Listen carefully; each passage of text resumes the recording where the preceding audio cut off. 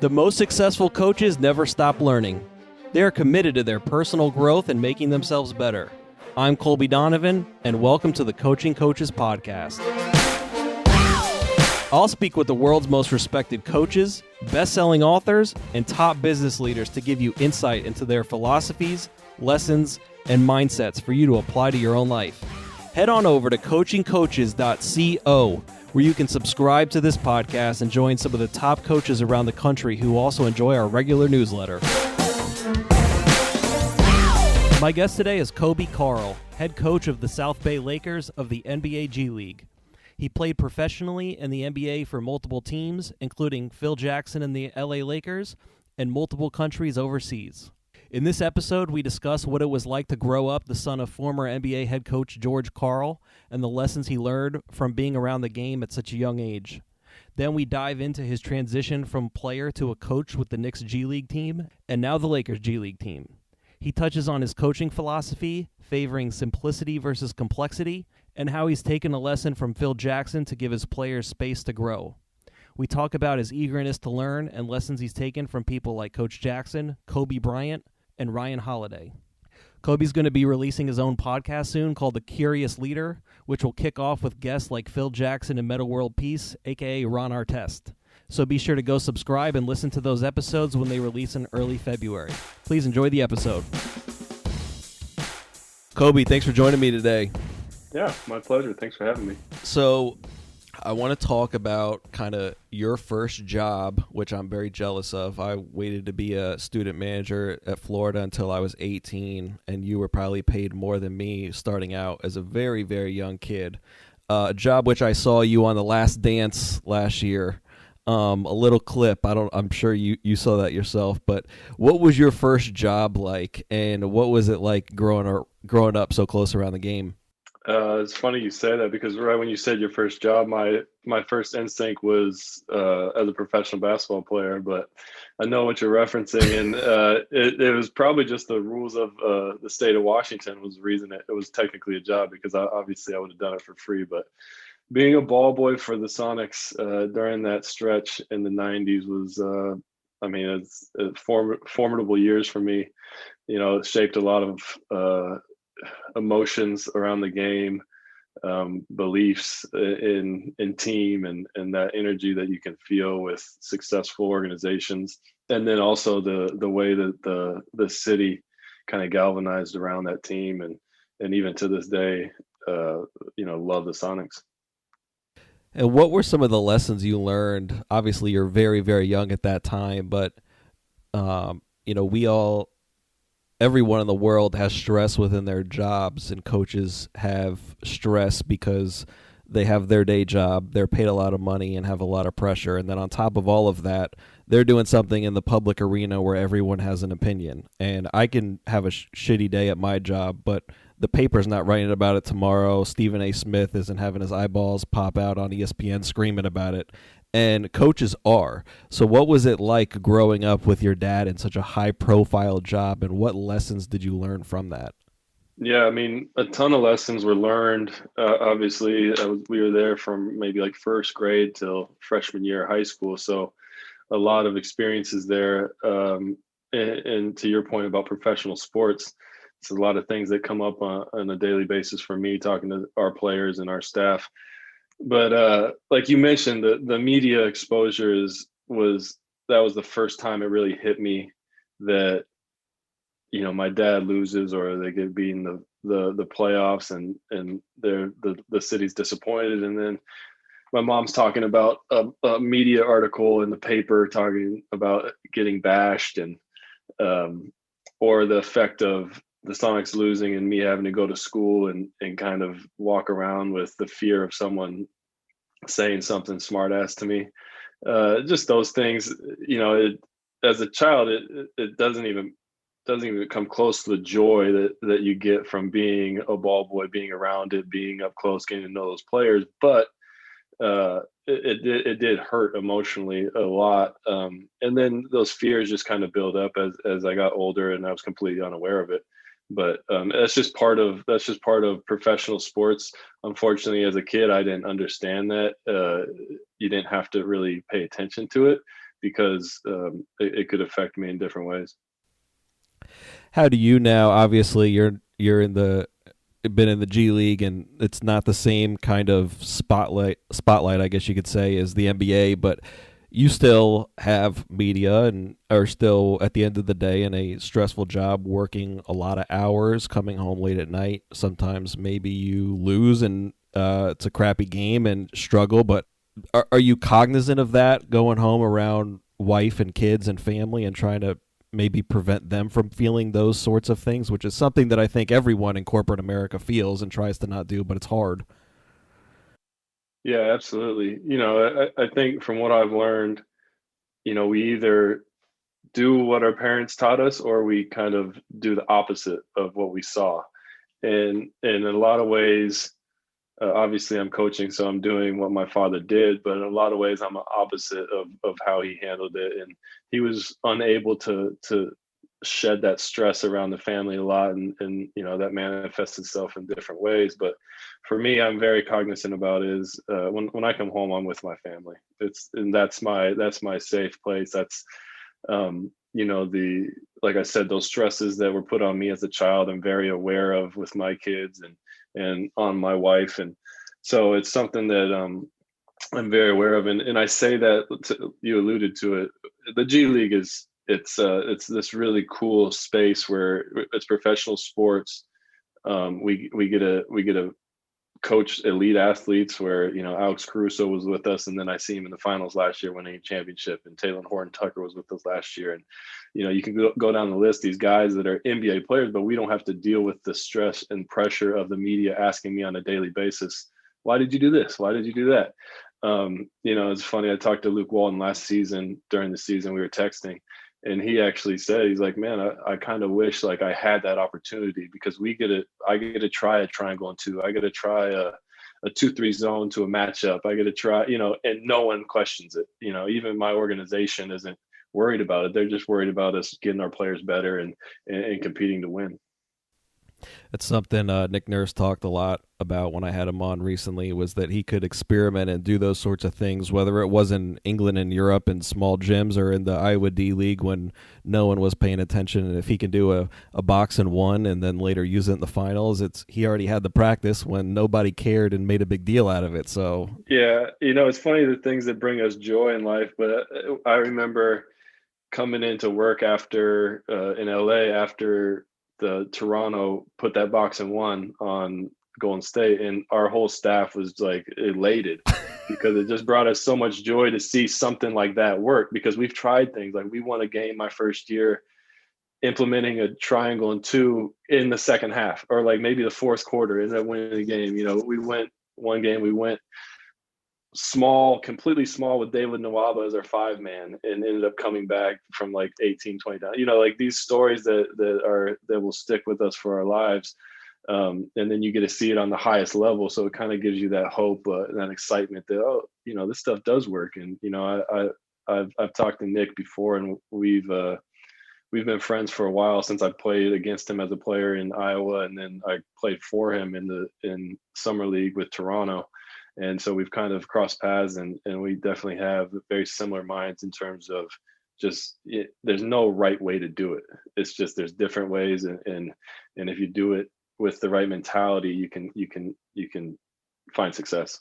So at what point in your life did you decide that coaching was the post-playing profession you wanted to have? Was it something that was in the back of your mind when you're a ball boy? Was it something you're thinking about in college while you were playing professionally with the Lakers and all around everywhere else? Yeah, I mean, lives are so complicated, but you can go so far back. As I remember when I was a ball boy, I was like, I mean, I could do this for a living. I could just be around, and I was in like that. That's what was unique about my path, is I was in coaches meetings before I was in locker rooms. So, I was learning about the game, hearing them talk about personalities, combinations, plus minus, at a very young age. And then, you said, like, as a player, I never thought I was going to be a professional basketball player. I didn't make varsity until my junior year. I didn't start until halfway into my junior, like my path has always been an underdog path. And The first time my dad told me that I could play professionally, it was like my sophomore year in college, and it wasn't NBA. And so like all my pro career was kind of like a dream to me, like almost like a out of body experience. Like, wow, I'm really like living this. Um, and then in terms of coaching, I think I was around so many great coaches: John Welsh, Tim Gergerich, Jamal Mosley, Chad Iskey, Jesse Murmis, all these guys that put in so much time with me, Ryan Bowen, Steve Hess, all these guys as a player that I wouldn't have been able to be a pro without those guys. So I could feel that internally, and my gratitude to them was so immense that I was like, man, if I could do this for someone else, it would be incredible. And that, that's that journey I'm on right now. And the first time I got the opportunity to do that, where I was like, okay, I could do this. Yeah, I see I could add value to other people's lives, was the NBPA camp, top 100 camp, where if you play in the NBA, you can go be a counselor and be around some of these players. And so you retire from playing, and 2 months later, you started your professional coaching career, correct? And then who was that with? And do you want to kind of explain the backstory, what that transition was like, and maybe what were some of the biggest surprises to you about being a professional paid coach at that time that you didn't expect? Yeah, I mean, great question. I mean, there's a lot of detail in there too. Is after the end of my career, which I did not know was going to be the end of my career at that time, I still was, kind of juggling what I wanted to do. But we had our first daughter in Germany, and I had played great the year before, was like a hero of the city. And then I struggled at the beginning of the season in Germany the next year and ended up getting cut. So I go back to America with our daughter, who's like 2 months old, playing the G League with Reno, and have the time of my life. Like, it was an incredible 7-game stretch. Like, I played with David Stockton. David Arsenault was our coach. They were running the system. Just a group of kind of underdogs that, everyone, we were out of the playoffs. We had like 7 guys. No one wanted to play, and I just wanted to play basketball. So I had a great experience with those guys. And I went into that summer not knowing. I was like, I kind of want to coach. Maybe I'll like do a player coach thing. And then I was at summer league helping out with the Knicks when Derek Fisher got the job, and Phil Jackson, allowed me to come watch. And I was talking to Alan Houston, and we just hit it off. And Alan was the GM of the G League team at the time. And I told him the story I just told you is like, I don't really know where I'm at. And he was like, well, if you're ever interested, give me a call. I think we're going to hire our head coach, but if you want to be an assistant coach, you can, you got my number. So I talked to George Mumford at that same practice, who you guys might know from, he was the mindfulness coach for the Bulls back in their run. And I've known him since I played with the Lakers. And he said, he basically gave me a parable about, you can't go 2 paths at the same time. Like, it's just not the way we work. And at that time I was like, this feels right. I want to coach. So you start out with the Westchester Knicks, playing at you don't know this about me. I'm from White Plains, New York. Played many camps at the Westchester County Center. They haven't hung my jersey up yet, but maybe eventually one day. But what was that like to finally be on the bench, and what kind of surprised you the most about that situation?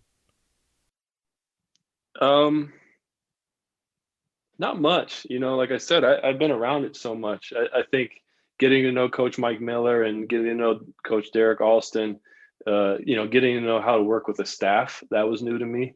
Luckily, I had Joel Abelson, who coached me when I was in the G League. He was our assistant GM, and he was great with mentoring me through that role and some of the frustrations and things I was green to. But that was the biggest thing. I think we talked about Kevin Capers before you started recording. Kevin was our draft pick, and he didn't play a lot during that season. So like, dealing with personality types, dealing with I've been there. I've been the 15th man on a roster, and dealing with those frustrations and being that confidant for him. That was a little difficult because my personality is much different than yours, and on and on and on. So I think that was kind of the introductory period for me. It was like, wow, this kid, he really is frustrated in this situation. Or another player was, he doesn't really care, and like, I always thought that, like, my life was basketball growing up. And that's really all I knew. So I always thought everyone loved basketball and wanted to be on a team and wanted to do it the right way. And if you told them like how to work, that they would just dive into it. So that was a learning process for me. And also the one other learning thing for me as a coach's assistant was I got to do scouting reports. Like coach gave me half the scouting reports, and I love that. Like that was my favorite part of the game. I think that was why I had some success as an athlete was I dove into those things, and I kind of could recognize nuance and recognize tendencies and stuff like that. So I love that. But then I realized, like as a teacher, as the coach presenting that scouting report, I have a very limited amount of time, and having I don't know what the word, being very specific with the words that you want to use, how to describe, and then what and how you communicate that to your head coach. And so that was very fun for me to realize, like, go in. I really felt like I had a great scout report, and we sucked. It's like what, and I always internalize it. I think we all do as coaches. Is like, man, like I thought we were gonna, and I'm pissed at the players for not interpreting it. Well, it always comes back to me. It always comes back to us as teachers. Is well, it's not them. It's just we didn't communicate properly, or we didn't convey what we needed to, or we didn't meet them where they were. I've heard you talk about this idea about complex versus simple. How do you, especially in your last few years being the head coach with the Lakers G-League team, where do you think you fall on that spectrum from complex to simple, and what's the rationale for that? Yeah, I mean, I think Phil Jackson's been a close mentor to me since I became a professional, met him, and he always recommends the book Zen Mind, Beginner's Mind. Is something that I read daily now, and and there's so many deep lessons within that, and I reference that because the more simple that you make life, the more or at least for me, the more simple I've made my life, the more I understand how complex we are. How different we are. And so I think, as simple as you want to make something, it's never going to be that simple. Everyone always will argue that the triangle is such a simple offense, yada yada. Well, like talking to Coby Bryant about it, he would talk about, well, yeah, it was simple, but I knew that every time I caught the ball in the pinch post that Matt Barnes was playing on my left shoulder. So like I would let him play there all game until the fourth quarter. Like there's such nuance within everything that we do. So I definitely believe in simple, and allowing our players, allowing our group, our unit to create the complexity and the creativity within that. That's just, for me, it's been that space that we are given on that Lakers team, or when I was playing on that G League team, to play within that triangle, the space of creativity within structure. It was fascinating to watch, what different players did with it, how Lamar Odom would be creative within the triangle, how Luke Walton would be creative, how Coby would be creative, like just these, there was space for everything within the simplicity of it. And I know maybe people think that the triangle was complex. It's not very complex. It's a very structured offense, but there's room for variations within that. And I think that for me, that's passed on to my coaching career as, we don't run the triangle, but we run very few plays. And the reason we do that is because I want to do whatever we do really well with a lot of aggression. We want to be the aggressor, and we want to give, the unknown is so difficult to guard as a player and a coach. And I believe in those things. Is part of the reason you coach that way, and for those listening in the G League, it's kind of like minor league baseball where you don't know who's playing on what night. I think Coby was actually the first person to play in both the G League and the NBA in the same day. I don't know if that's right, but you were the second person. But you've got guys who are coming around all the time. You don't know who's playing what night. Is part of the reason you try to run few plays and have a simpler set, I guess, of actions because of that? Or do you think if you were coaching a team where this was your team for the whole year, you would coach the exact same way? Yeah, great question. I think it's always everything, right? One, I believe in simplicity because I think it allows our players to play with energy, confidence. It gives us the cognitive space to make decisions when we need to, and adjust when needed. And then obviously, yeah, if we're not going to have the same unit, I can sit Mo Wagner down, who hasn't had one practice with us, and say, hey, we're running pistol and delay. Like, that's all we're going to run today. You got it. And he doesn't need to think about running the plays. He can just play basketball, and we can access his natural abilities as a player, physical and mental. And I've been doing this for 5 years now, 4 seasons. And yeah, I do miss some of the more complex, like as I was watching a game, Avery Johnson was commenting on the Boise State game last night, the cute actions, as my dad and him say, like the fun stuff. But that's just, that like that's for us as coaches, right? That's for like us to get excited, like, oh, I saw this play and I drew it up. It's like, but that stuff doesn't win at the end of the day, right? It's like the players make the play and we provide the structure. It's not usually like, everyone knows that Phil Jackson ran what the fuck, excuse my language. That was the name of the play at the end of the game. And everyone knew it was coming, and everyone knew it was going to go to Coby, and still Coby hit whatever, 50% of those shots in one game. So it's like the most simple, and that's been enlightening for me, is like the most simple stuff that Phil would do with the Lakers. It was like why change it if it works? If you have the right personnel. Now I think that's a whole different discussion, is sometimes you don't have the personnel to access that stuff, but sometimes Kobe's not the guy who you're drawing the play up for. Yeah, absolutely. But I think there's a lesson there too, is maybe if I give you that opportunity, maybe you learn something from it, or maybe you can access something within you that you can win the game. Since you've been with the Lakers, you've touched on some of the guys you've coached who've moved up and spent time in the NBA. Alex Caruso, which he's almost like more famous than people like Bradley Beal at this point. But Alex Caruso, Thomas Bryant, Zubac, David Stockton, Gary Payton II. What have you focused on with those guys, and not taking away anything that they've done, but also, you were the head coach that helped them move up. So what do you think you've been able to do with those guys, or focus on player or personal development that's helped them make that jump? I mean, again, it's always everything. And you can't take anything away from them, because those guys have to do it. I think it starts with our assistant coaches. I think the daily work that we put in, individual work, sitting down, watching video with them, I think that's one. I think, we already talked about it. The one thing that I provide for them is simplicity, so they can figure out who they are within a team structure, and I love that maturation process for a team. Is we all come together, we got 10 guys, 6 coaches, whatever you got, and we're going to create something that's going to be much different by the end of the season. And I think that allowing players to do that without me meddling in it or me yelling at them, and just trying to figure out, like, letting them sit with failure, letting them sit with success, letting them understand, like, that maybe sometimes I don't have it that night. Okay, let's talk about why you don't have it that night. What'd you do last night? What'd you eat? Well, have we played 3 games of 4 nights? Like understanding themselves more. So I think, or I like to think that I allow them to learn more about themselves through limited limited meddling and kind of yelling at them to do what I want them to do. And I want them to figure out what they can do for our team, and what they can do for their teammates and themselves. That's phenomenal advice, and seems like it's as much parenting advice as it is coaching advice.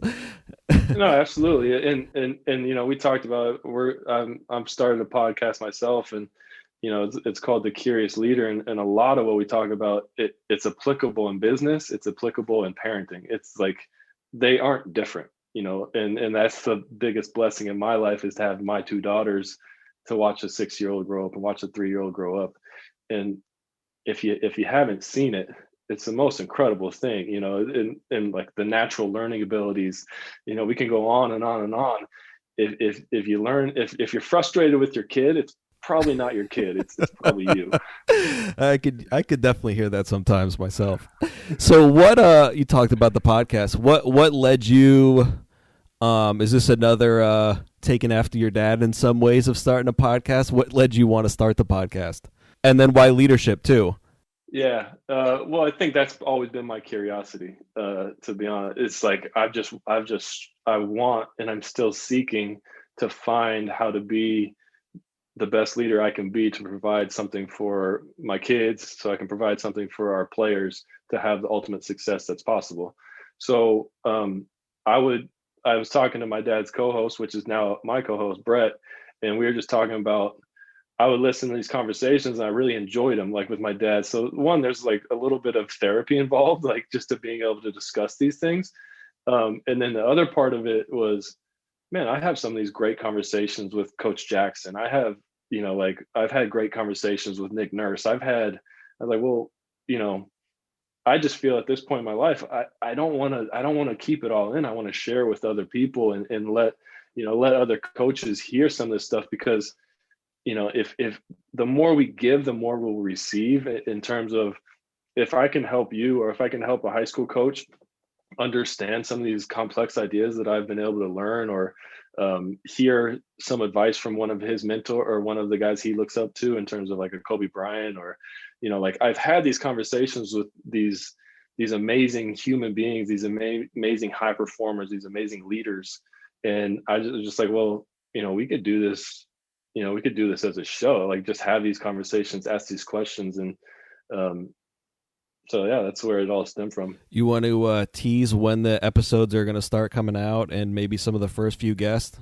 Yeah, no, I mean, I'm not sure. I think it will come out soon in middle of January, maybe late January. We've already recorded three or four episodes, and it will be.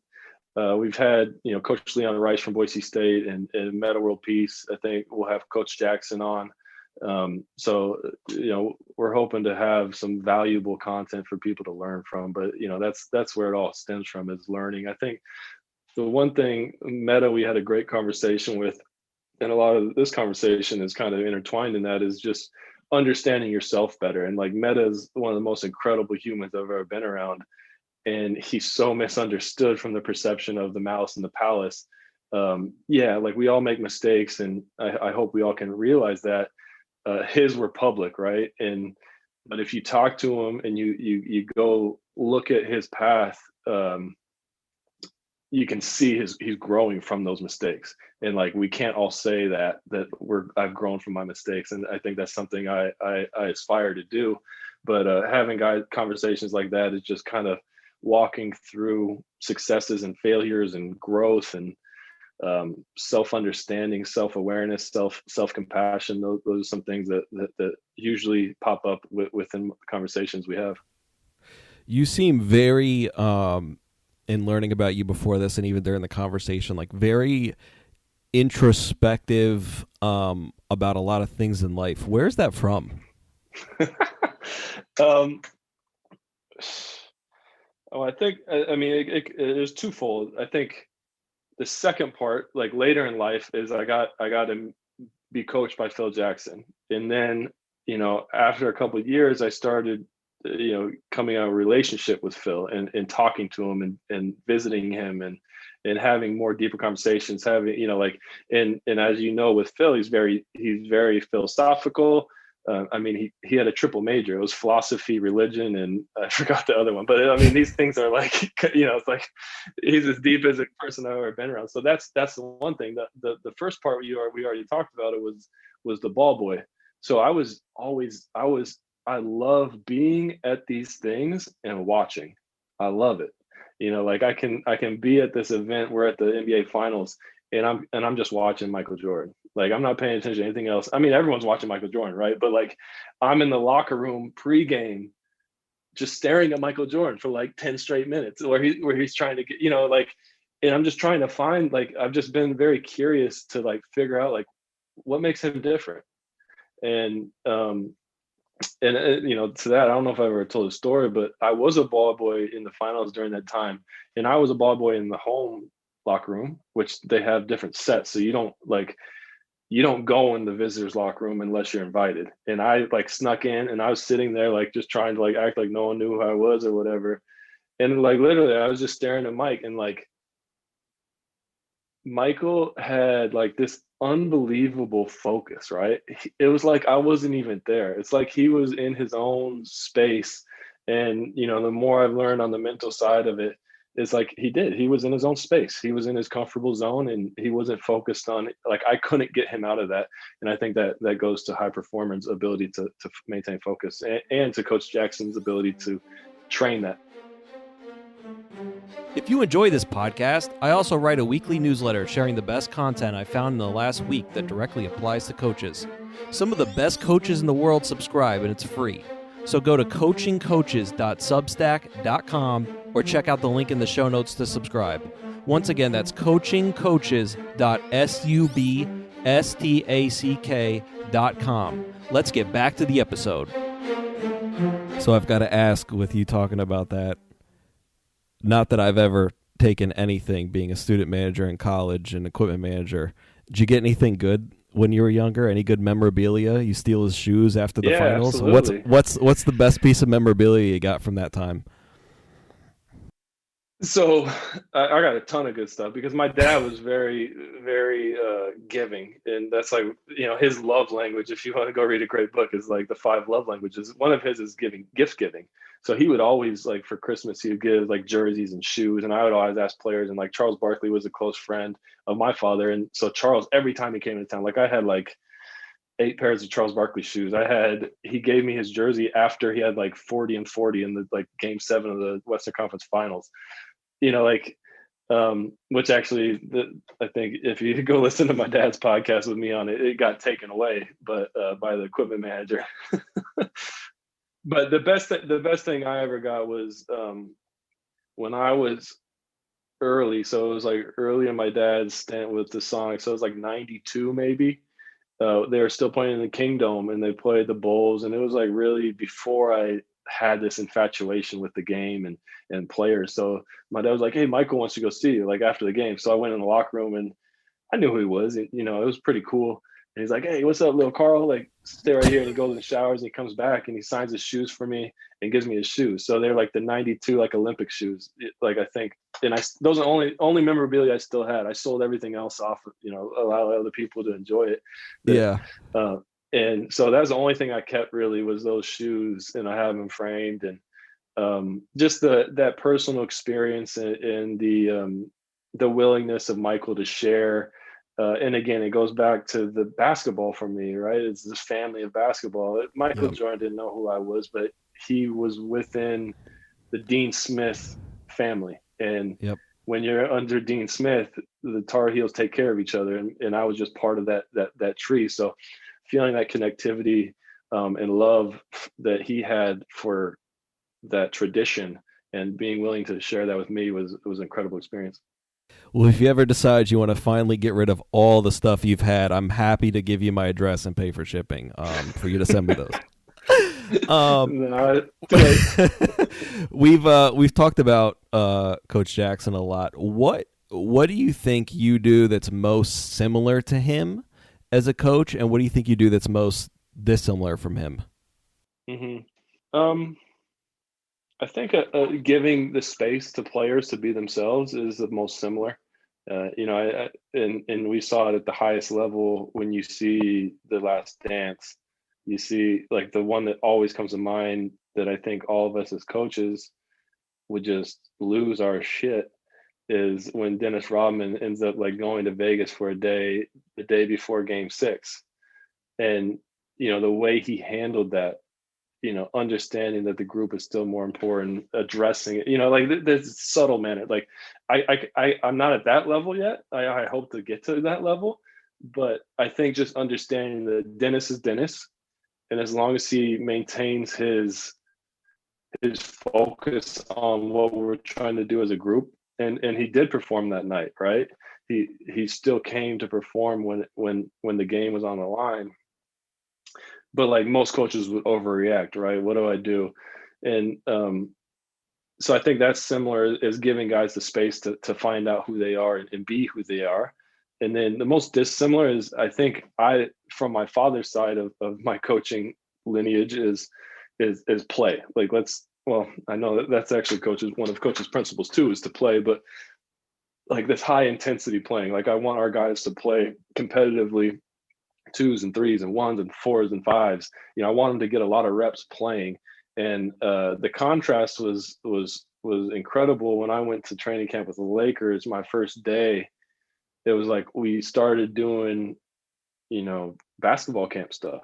It was like jump stop, reverse pivot, front pivot, jump stop, reverse pivot, front pivot, like this repetitive nature. And like that is who Coach Jackson is. It's fundamental base. We're going to work on fundamentals and skills, and then we're going to incorporate those in the offense that we use. You can go on and on. Now, my dad's training camps was like they would get after it right away. It was like stretch, put in a couple concepts, and then we're going to be competing. Like we're going to be playing 4-on-4-on-4. They're getting after it, high intensity, high energy. So like those two contrasts, I think that would be the most opposite of who Phil is or what I've learned from him. Can you talk about your weekly staff meetings about self-improvement and how you try to get your staff to kind of grow and learn on separate from the day-to-day coaching job throughout the year? I've heard you talk about last year, so we're recording this for those listening in early 2021. Yes, we did survive the end of 2020.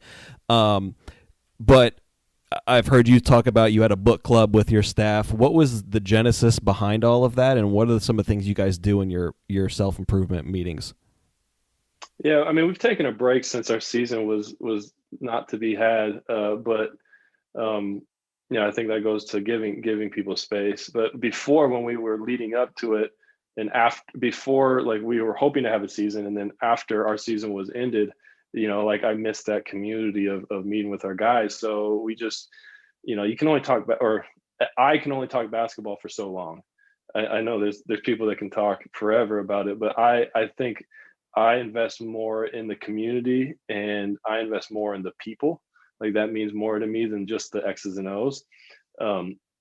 So that was we were talking basketball for a couple of weeks, and then I just got the idea that I don't know who I stole it from. I'm sure I stole it from someone, but to do a book club and just to talk about. I think maybe I was doing it with my sister and my dad, and oh, you know what it was? It was the Lakers had a book club. The Lakers organization had a book club, and we were reading a book, and I really enjoyed those conversations.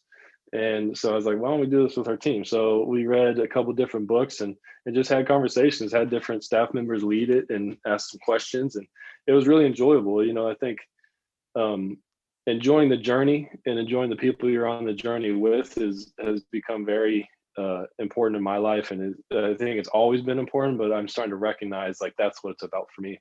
And to have a book club, you can enjoy the journey of a nonfiction book, or Yeah. a fiction book, or even a nonfiction book if it's in that context. But so yeah, we started doing that, and then the one book that we read that was nonfiction that I was really excited to read with our guys was, we talked about before we started recording, was the inner game of tennis. Mm-hmm. And I think that is just transformative. That transformed my whole understanding of the sport in general. Everyone always says it's tennis. Well, it has nothing. I mean, it has something to do with tennis, but it's the inner game in terms of your mental state and recognizing your body. So I want to go back to the leadership topic for a second. We've talked about what you've taken from Phil Jackson and your dad. You mentioned you've gone out and spent time with Phil Jackson, and the only time I've read about him living now was in Nick Nurse's book when he talked about visiting him before he was hired with the Raptors, and I almost had to reread the pages because it didn't seem real. So what was it like to go visit him in his home, and what were you guys doing out there? Yeah, I mean, I think that's one thing I've enjoyed most about my relationship with Phil is it's not secular, it's not basketball, It's not.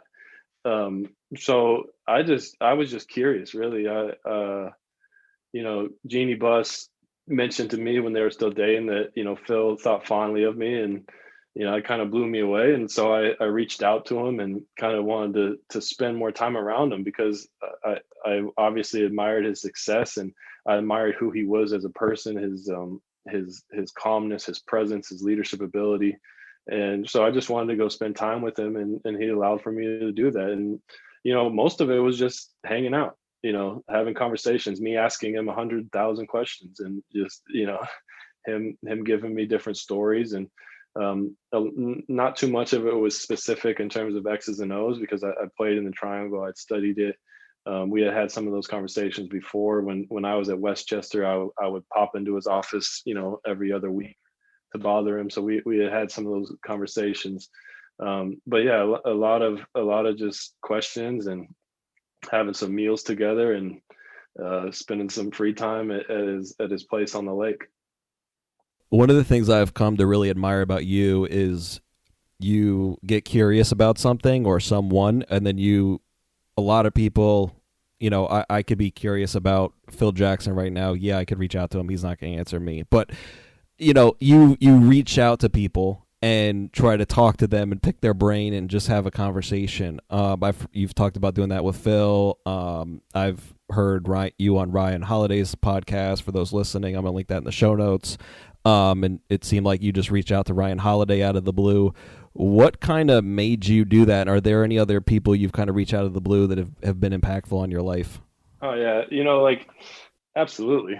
I mean, that's I think my dad, or I know my dad was where that all stemmed from.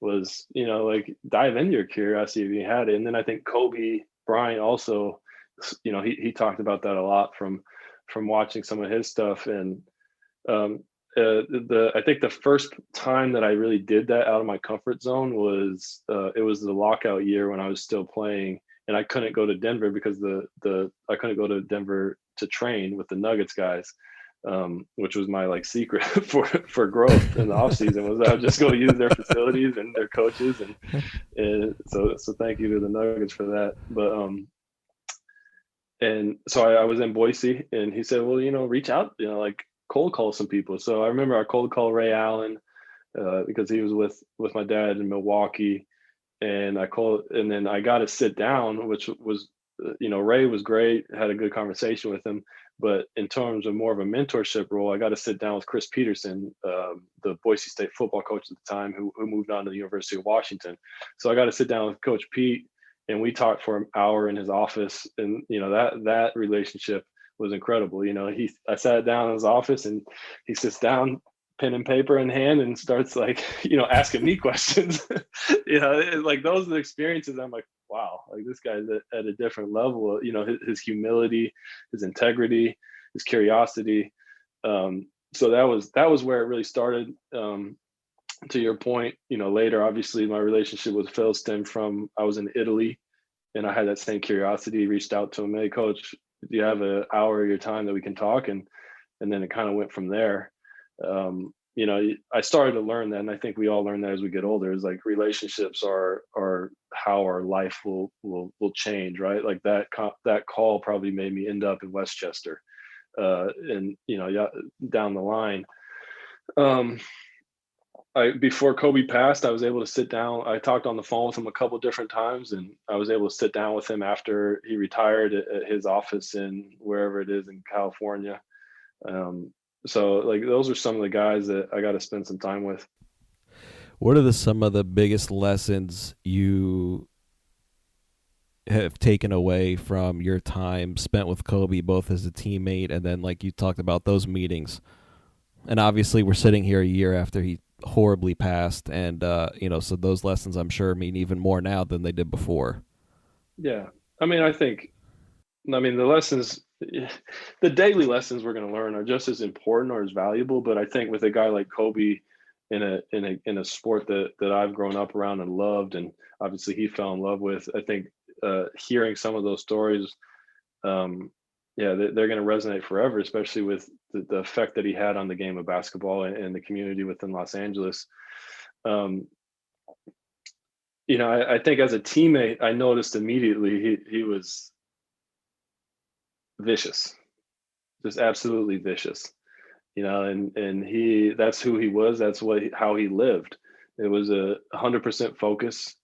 I think watching the muse that he came out with, you can see there's just this almost like an animal, animalistic drive to just compete, get better, find a way. You go read his book, which I've read, It's like he talks about studying animals and studying the black mamba, and like I think for me when I was younger, I was like, man, this is ridiculous. It's Yeah. ridiculous. Like, but as I've gotten older, I'm like, wow, like this stuff does apply. There's a lot of, I mean, we are animals at the core of who we are. Obviously, we've come to a different place as a society, but so as a teammate, I just noticed that his drive, right? Like I always prided myself on putting in the work and putting in the time, and he did that with while he was in an 82 game season playing 35 minutes a game, pursuing a championship. I would come 2 hours before practice, get my lift in, and he'd be there after he played 30 minutes that night.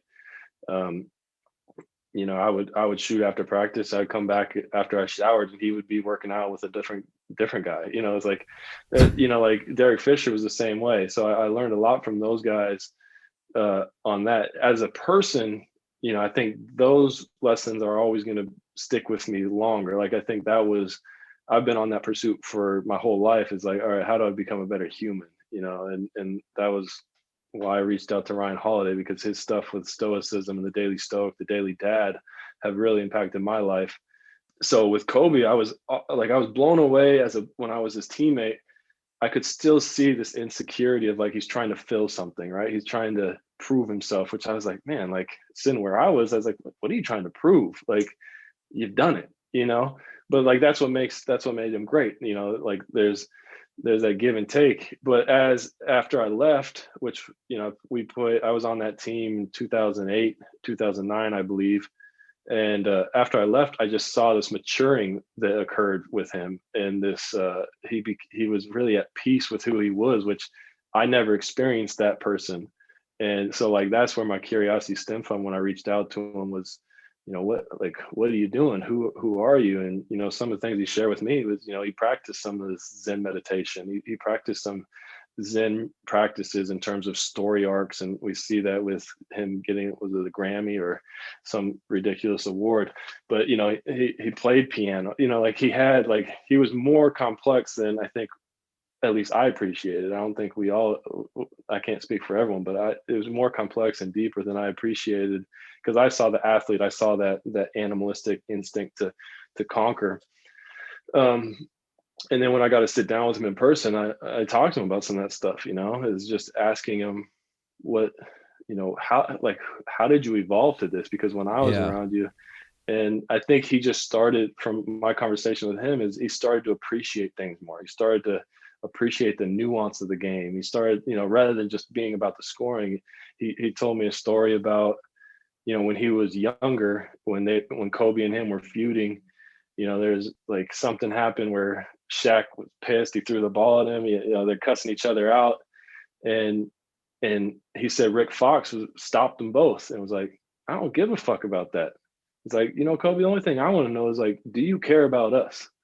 And I think stories for him from my conversation with him, I think that really affected him. It didn't change him at the time, Yeah. which we saw, but I think he's like he said, he's like, I was driving in my car on the way home from practice. Like this dude's a grown man. He's 30 years old with kids, and he's asking me, do I care about him?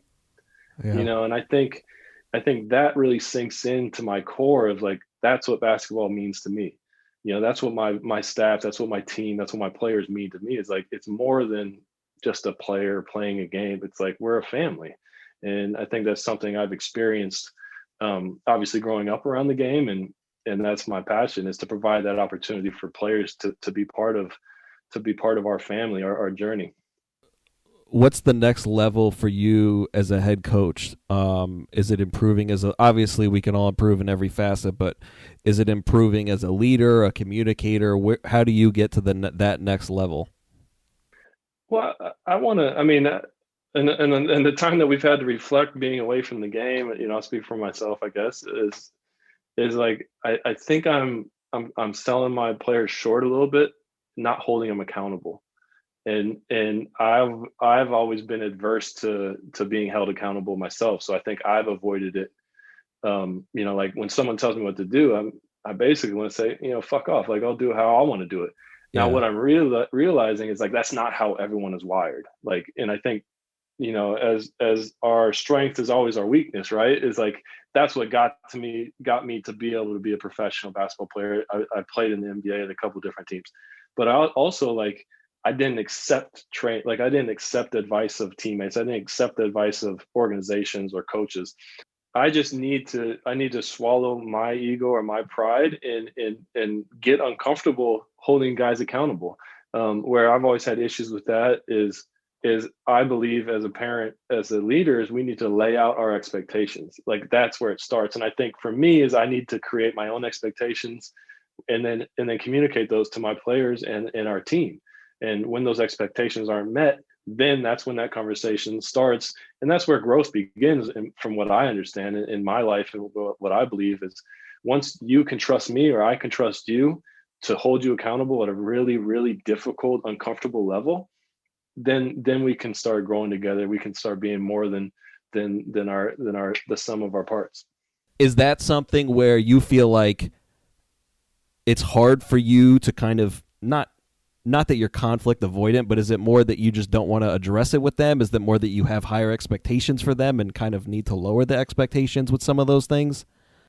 Well, I think it a lot of it, as we discussed in this conversation, I think it stems with me. It always starts with us first. So it stems from me in terms of, self-acceptance, self-appreciation, self-gratitude, like these things. I don't think I ever cultivated that or strengthened that in my own life. Is like I was always wanted more, like I think it's pretty normal for humans. But so I think when I saw that in my life is I just wanted to give them space just to find themselves. But also it's like I didn't think I knew the way, right? And I don't know the way for them. But what I'm learning now is like there are a couple things that are universal for humans, for athletes, for high performers. And I think that's where the conversation needs to start as a coach is like, I need to sit down with you, Colby, and say, what do you want? And then I need to have an agreement. And, I talked about this with Coach Rice on my podcast was once I get that agreement where, hey, this isn't going to be easy, but I'm having a conversation with you, Colby, and you say, yeah, this is what I want. And it's like, all right, well, are you willing to let me hold you accountable for these things? And they say, yeah. And it's like, you got him, and I've never had the courage to have those conversations up front because I never felt like I knew more than someone else. I think we're all geniuses in some way. You know more than me in a lot of different things, and I know more than you. So it's about coming together and being stronger as a unit. And I just never felt comfortable having those conversations, to be honest. When you think back to both when you first started with the Knicks and then when you first started with the Lakers, what advice would you give yourself about your coaching journey up until this point that you think you could have used? I would say and keep investing in the relationships. Just keep investing in the relationships and don't worry about the rest. That's one. And then I think enjoying the journey, like make sure you enjoy the journey. I think when we enjoy something, when we can feel the joy inside of us, like the excitement of watching a player get a call up or the excitement of a team coming back from 20 down, when you really enjoy that and don't get ahead of yourself, I think the message within that is like, stay present, stay in the moment, stay where your feet are. So I think those are the lessons. Like I said, I think we're in a pandemic, but I think it's an epidemic amongst a lot of us, maybe just in a society, but elsewhere as well. It's like we always want to move on to the next thing. Well, the only place we can be is right here. The only place we can be is right here. And, it's something I'm trying to teach my daughter is, they get excited about next Christmas. I told her 330 days away, it's like, hey, sweetie, we got to stay right here. This is all we have. So I think just embracing the moment and enjoying the people and the experiences and the relationship, the difficulties, the grind, like the difficult stuff is so great, like why try to avoid it?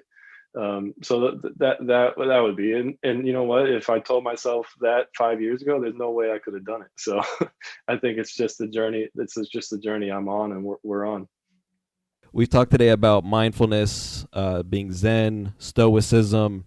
We are now, as I said before, we're in 2021. have dealt with COVID. The world is seemingly going to shit more and more every day. And your season got cut short last year. And then now, I believe I'm correct, your season was just announced that you guys aren't going to have a season. So it's one thing to talk about all of those things. And I'm not just saying you, I'm saying all of us, right? It's one thing to say as adults, especially around players, like, oh, you need to handle uncertainty, live in the moment. But like then it happens to us too, and we have to do that. So how has that been for you over the last year, and maybe what are some of the things that you've learned about yourself or the situation, and how hard has it been to handle that? Yeah, I mean, great question. I think it's I mean, you talked about those things. Let's talk about, we can talk about our government. Like these are scary times. Like we have a nation that half of us are pissed off, and other half of us are pissed off too, for different reasons, right? Like, and I think that hurts my heart as a leader, as a human, is like, can we not communicate, come together, be a team? But I think, adversity creates peace, right? So I think this is a good opportunity for us to come together.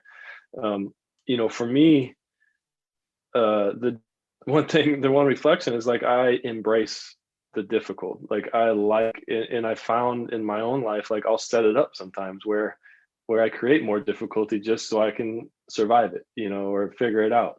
And I pride myself on that. So, I think this adversity is really difficult, and the Lakers organization has been great to me and my family. So like, I'm in a very special situation. So like, I have nothing not to be grateful for. I'm maintaining employment. I'm able to talk to the assistant coaches with the Lakers to stay on their journey. I can reach out to my old players and AC, and so there's a lot of really good things. I think gratitude is one thing that comes to mind, that has become a daily practice of mine, that I think has changed my life. And I mean, you can look at the science, it will change anyone's life. The more grateful you are, the more happy you'll be. But with the adversity that we're going through, I've definitely learned that I can embrace difficult times, but it's not necessary always to pay attention to those difficult times as well. It's like, even though we are in a pandemic, let's find the stuff that we still do have, right? It's like, I have my family. I'm with my wife. We're in a happy relationship. I get to spend a ton of time with my daughters. My relationship with my daughters is strengthening every day, that I would never have that opportunity away from it. So it's like, that is one thing that Buddhism does teach. It's like, things just are. They just are. It's not good. It's not bad. That's what we attach to it, is this is good or bad. Well, it just is. Like, no one can change the pandemic at this time. No one can change that we're not going to have a season. I mean, or like, I don't have control of that. And that goes back to stoicism, being able to control your controllables and let go of the other stuff. So it's to be honest, it's been a lot of work for me to get to that point, but I'm very happy with where I am personally, just to be able to accept some of these things. And the timing of it couldn't have been better, because I don't know if I could have handled it earlier in my life the way that I'm handling it now, and appreciating some of these things. And, I say this more on podcasts and, having this conversation, and it all sounds great, but I have some really dark days. It's difficult. I don't have a craft to practice. I can't, be passive aggressive with someone else because like they failed and I'm pissed off, so it's like, it really comes down to me. And, a friend of mine always said, like, the Michael Jackson, the man in the mirror, like that's where it starts. I have really no one to blame but myself for these issues. And I think it's a great opportunity for me to really look myself in the mirror and understand myself at a deeper level. So I'm hoping that can move to help my players, or to help our team be at the most success. But, I haven't had that opportunity yet. Hopefully by the end of this year. Yeah. So some end of episode questions for you. We've talked about the inner game of tennis, so I'm not going to let you say that one. So what's one book every coach should read? The one that's come to mind is The Alchemist. Uh-huh. I mean, I think that's just for anyone, but yeah, I've heard a lot of people recommend that in the last year. Who's one person? Well, I'm going to I say that it's the same questions every time, then I change them for everyone. So this is great. That's great. So it's typically who's one person you want to hear as a guest on this podcast, but I'm going to change it to you. Who's the one person you would want to get a guest on your podcast? Well, I think we're going to have him. I think Coach Jackson is that guy. I think we'll have him on there. But if I can't use him, who's the one guy? Oof, Obama? Shoot or shoot. High hopes.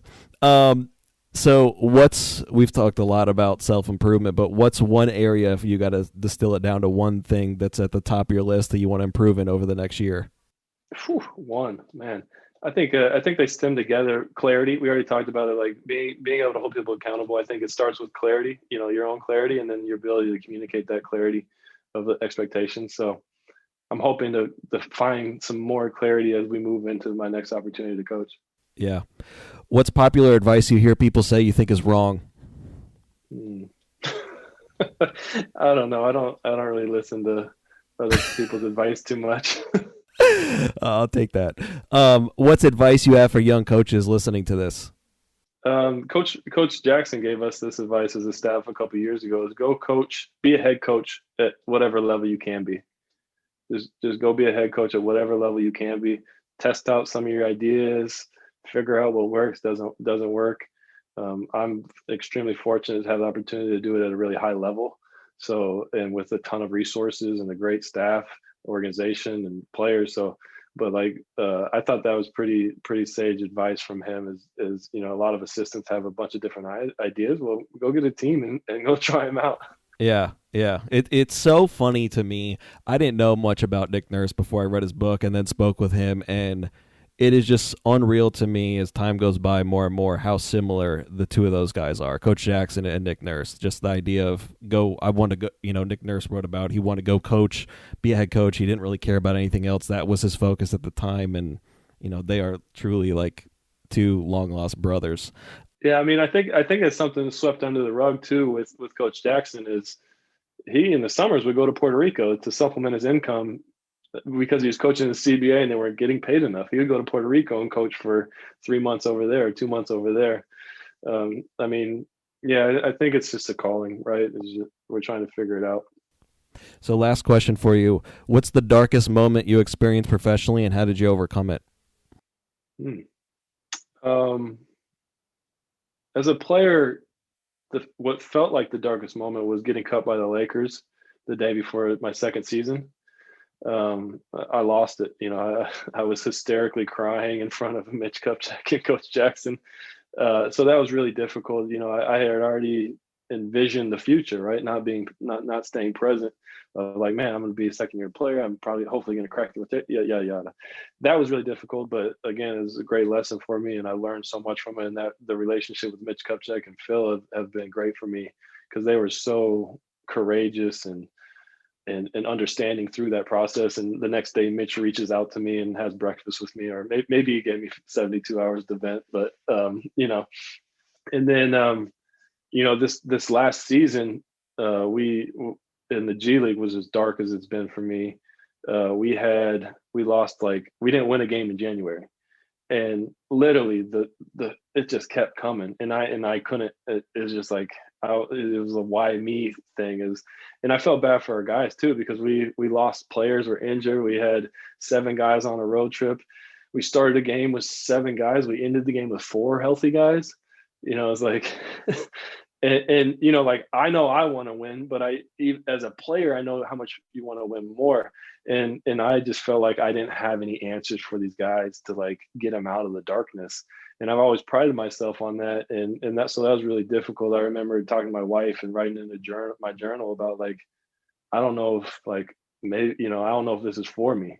I can't help these guys. And that's always been what I wanted to do, is help our guys figure out different ways to have success. So that was dark, but how did I get through it? It just kept showing up. My staff was amazing, and I asked them on multiple occasions to, hey man, I need you guys to pick me up. I need you guys to bring the energy today because I can't, I'm not feeling it. And so they were incredible for me. And then we ended up having the best record the next month. That's the G League for you. Exactly. Well, I'm going to link the podcast in the show notes. I'm super excited to hear your episode with Coach Jackson and New York's finest Meta World Peace. So I'm excited for that, and I'm excited to see what the future has in for you. So thank you for joining me today. Yeah, thanks for your time. It was fun. You've been listening to the Coaching Coaches Podcast. Be sure to subscribe to the show on your favorite podcast platform and receive our world-class newsletter in your inbox every Sunday. You can access both of those at coachingcoaches.co. Once again, that's coachingcoaches.co.